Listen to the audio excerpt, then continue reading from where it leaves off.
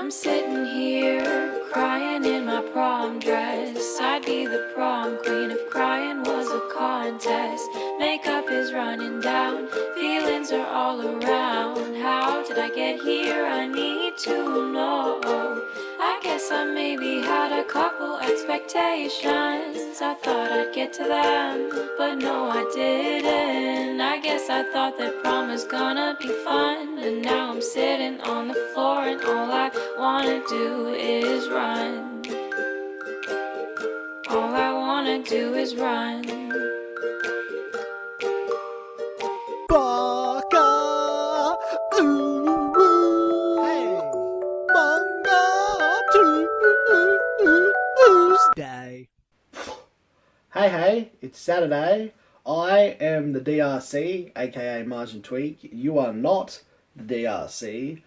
And today I'm bringing you the first episode of my brand new series, Manga Tuesday. Today's episode of Manga Tuesday is sponsored by Dollar Shave Club.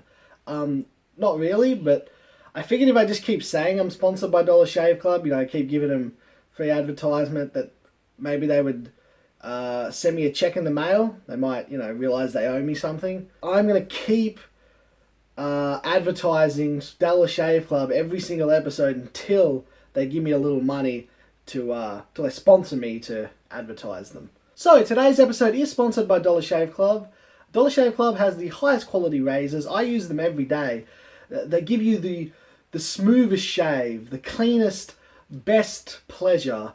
Anyways, for today's episode of Manga Tuesday, we will be reviewing Monster by Volume 1, by Naoki Urasawa. Monster. So Monster's sort of basically your typical sort of action adventure shonen where, the protagonist goes and gets all these big powers and goes and fights monsters and other big tough creatures. It's very typical, sort of follows that pretty standard shonen formula. It doesn't really push the boundaries at all, which is a little disappointing. This is Naoki Urasawa's only manga. Well, not completely true, but he's done some other works, but they're just not known at all. This is basically the only one he's known for. It's sort of like the One Piece creator with One Piece, or Junji Ito with Junji Ito's Cat Diary. Sort of made, a few other things here and there. I mean, the creator of One Piece has made hundreds of manga, but nobody's ever heard of him. Nobody knows any of them. They only know them for the big one, for One Piece. For Junji Ito's Cat Diary. The rest just aren't known. No one's heard of them. They're one-hit wonders, okay? When there's a musician who has a one-hit wonder, it's not their only song. They have other songs, it's just no one heard of them, they all suck, and no one cares for them. And that's what you got with Monster here, Naoki Urasawa. He's created some other little works, but no one even knows them well enough to name. So Monster is his premiere work, and unfortunately as a premiere work, as his only work that's known, it falls very flat. It's just dragons and monsters and all these mythical creatures aren't that interesting. It's been played out, it's been done to death. It just doesn't make for a very compelling story anymore. Maybe I should read the blurb real quick, just so you can get a better idea. Maybe I'm being a little harsh on it, maybe I'm misremembering a little bit. It was quite some time ago that I read it. So I'll quickly read a bit of the blurb. Everyone faces uncertainty at some point in their lives. Okay, this is just cliche shonen, pseudo-deep trash. I mean, what the fuck is that like? I'm not going to read any more of this fucking blurb. That really sums up the shallowness that is Monster. I mean, with the title, Monster. Ooh, that's already, fucking, could you get a more shallow name? Oh, they fight and battle monsters. So what will we call the manga? Monster. Ooh, creative.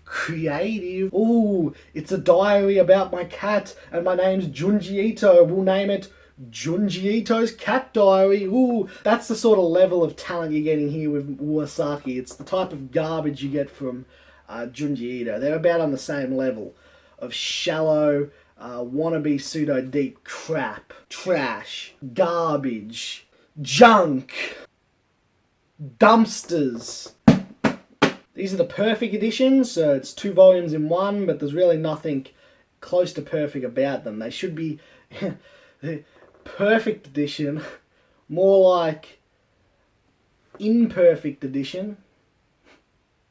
One interesting little tidbit about Notorious Uwasawa, though, is that he actually is the... Well, I don't know, just a little background information, because I don't know how much you know about Japan and just other cultures in general, but, you know, with movies... Well, with anime. Speaking a language that you nerds will understand. With anime, you have subbed and dubbed, right? Originally, it's in Japanese, and you can just get a subtitled version, but they also release dubbed versions with English voice actors talking over, doing the Japanese parts, but in English. What you might not know is they actually do the same things with songs in foreign countries.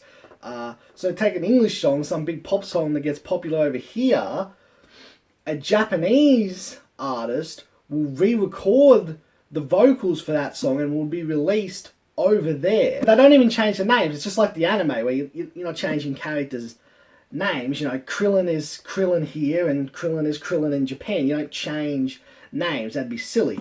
So it's released as that artist over there, but it's a Japanese person. So the Japanese just think that this Japanese dub is the original song. It's released under the original artist's name. That sets up my next point, my interesting little factoid that I have, which is Notorious Uwasawa actually happens to be the Japanese dub for Bob Dylan. I bet you didn't know that. So in Japan, when they're like, yeah, you know, we're big Bob Dylan fans, they're not even talking about the real Bob Dylan. They're talking about Notorious Uwasawa, because to them, him is just Bob Dylan. He is Bob Dylan. He even performs live concerts in Japan as Bob Dylan, under the name Bob Dylan. It's crazy, man.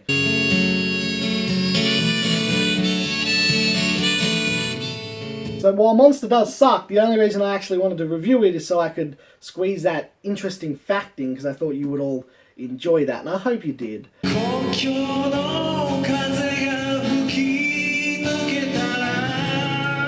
So Monster is absolute fucking garbage. For a rating, I would give it a 7 out of 10.